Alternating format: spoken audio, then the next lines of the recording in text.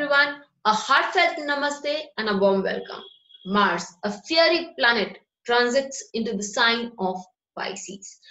Well, Mars is the general, it is a strategist, and it is the one that initiates a fight, whereas Pisces, as a zodiac sign, is one of the softest and the most sacrificing of them all. So, how does this combination react? Well, to find it out, let's move ahead with this video. Mars in Pisces from 24th December 2018 to 6th February 2019. Mars tugs at the human imagination like no other planet. With a force mightier than gravity, it attracts the eye to the simmering red presence in the clear night sky. Remember how to breathe, how to live, please. It's honest to admit you will kill someone because you hate them. All of us go through this period, this fascination of killing and hating. Well, this sign of Pisces really does put a stop to it. A sacrificing and a selfless sign, which is one of the softest of all in the zodiac. Pisces reflects the journey of a planet into a cleansing zone. The symbol of Pisces represents a pair of fish. While one fish swims upstream and the other moves downstream, and this continues to be a continuous circle. It would reflect that one swimming upstream is the soul, while that moving downstream is the body or the person retrenched firmly in the material world. When we realize there's only one redemption in life, and that is to serve or else the suffer, the choices for the Pisces and the planet in Pisces becomes very clear. It is with this ability and the conviction to let go and to transfer into the next cycle that becomes very prominent for a planet in Pisces, and they develop a natural aptitude and servitude towards it. They have the ability to connect with the core, which at times can be lost in the material world. This again causes loss in the emotional and financial aspect in life, making life lessons very, very clear. A planet in Pisces is bound to learn the art of detachment. Pisces is never judgmental and is always forgiving a sign. They're also known most for being the most tolerant sign of all the zodiac signs. The planet Mars, in turn, represents courage, dynamic energy, aggressiveness, war, and strife. It also represents the ability of a person to initiate energy and to work on it with full force. It represents a strike. When placed in Pisces, it represents the strife or our ability to conquer the aggression within us and give us the ability to let go. Letting go is not easy. It requires a lot of courage. It requires a lot of discipline and penance to learn to let go, be it things, be it emotions, even thoughts. We are so bound to thoughts at times that we just would not want to let go. It keeps hammering into our mind very strongly. So Mars in Pisces learns the ability to let go. It learns that on an emotional level, as Mars is the drive of our feelings, it is through these very feelings that we learn that we have to let go of anything that is not required in our life, or we have to let go of people, objects, anything which has lost its value in our life. So when we talk about the Aries Lagna, it is the Lagna Lord moving in the last pada of Purva Bhadrapada and into Pisces. It beckons us to let go of our ego. As the 8th Lord in the 12th house, it is a good transit and involves travel or spending of money for good causes or on people you love. It is a time when you may feel the need to take some breather. It will do you good. There may seem some lack of energy, but it will take you to a meditative state which should be good for you.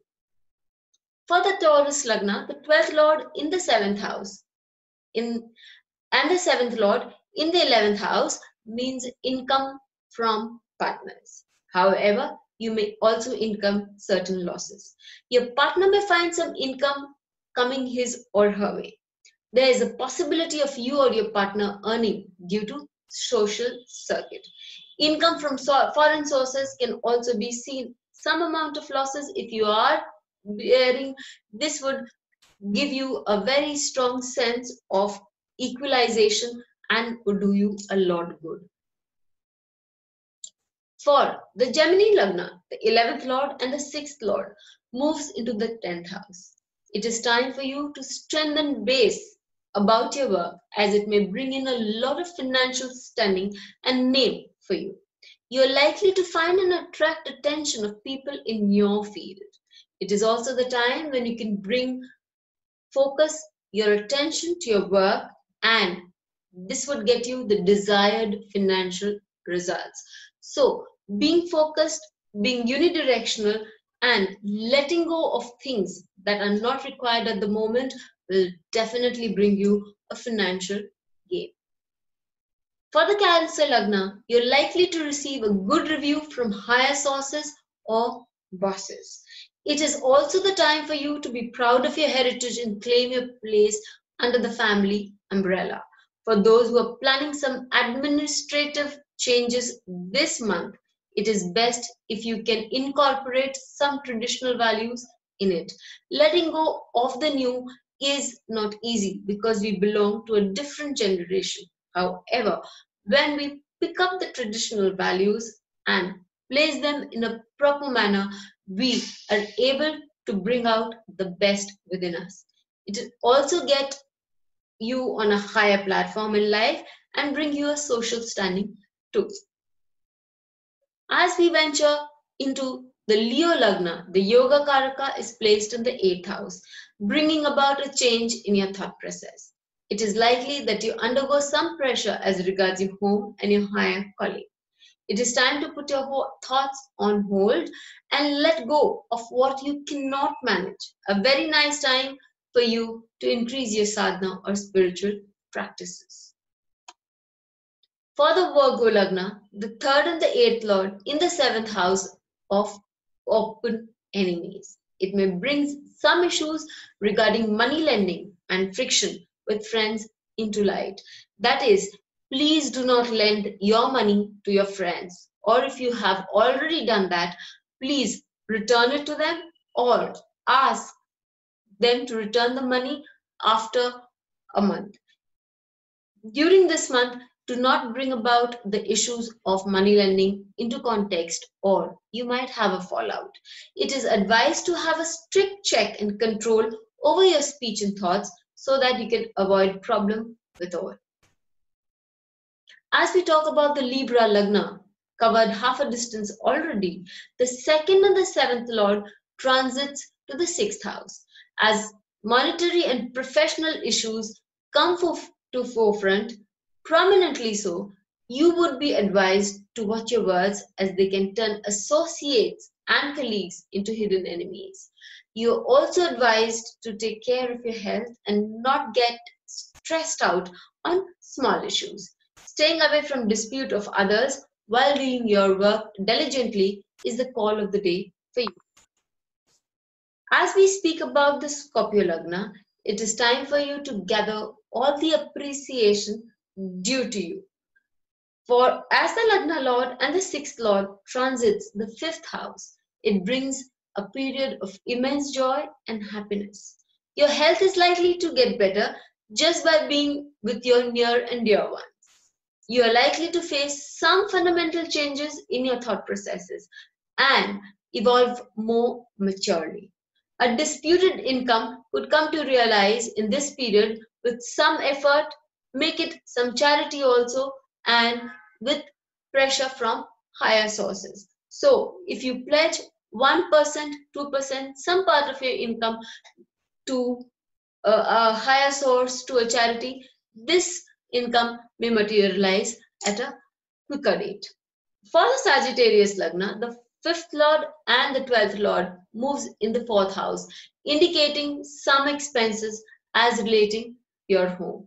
It is also a time when your children could be traveling for educational trips. It is an opportune moment for you to spend some time at home, bond with your mother, explore the feelings which have been buried deep down, and enjoy the presence of your elders at home. As you may experience an emotional high during this period, channelizing this energy for spiritual growth should do you a lot good. It is advised that you follow up spiritual practice without fail. For the Capricorn Lagna, as the 11th and the 4th Lord moves into the 3rd house, it is time to show your creative ingenuity. It is also an opportunity to showcase your responsibility towards your family by actively doing for them and creating a name and holding in the family for yourself. Your mother may suffer on account of certain ailments, and it is advised that you take care of her health. Short journeys could also be call of the day. Learning how to control your mind and letting go of the unnecessary noise within it could do you a lot good, straighten things out for you for the coming periods.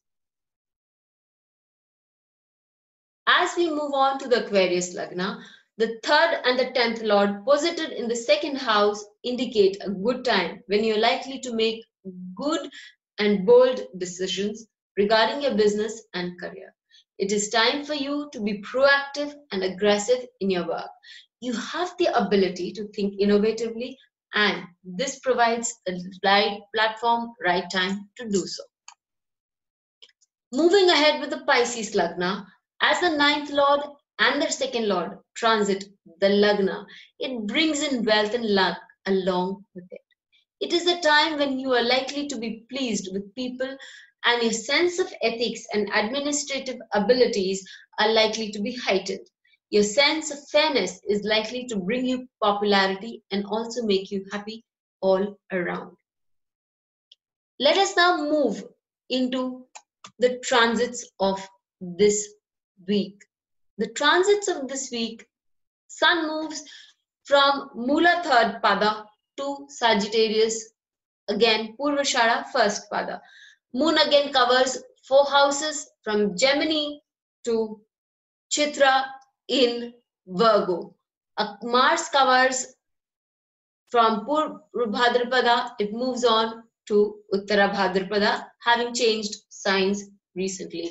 Mercury moves from Jeshta 1 to Jeshta 4, very nearing the Gandanta, and also on its way jump into the next set of 9 nakshatras.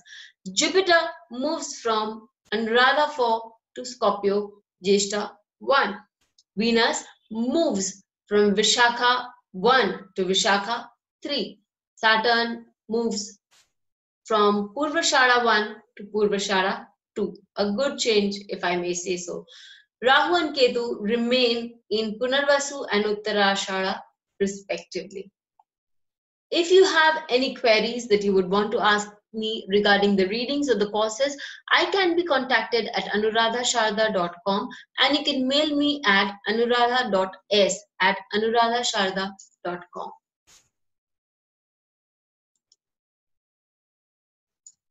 We need to realize that for a planet to come full circle, it has to move into the sign of Pisces. Then again, the rebirth with Aries begins.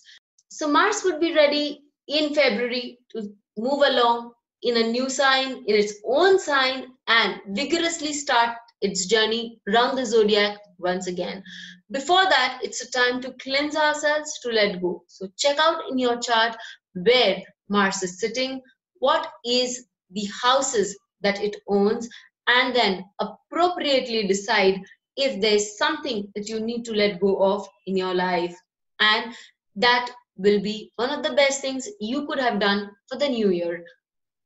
With this thought in mind, have a great day, have a great time. If you've liked my channel, subscribe to it. If you have already subscribed, share these videos and have a great time ahead. Thank you so much.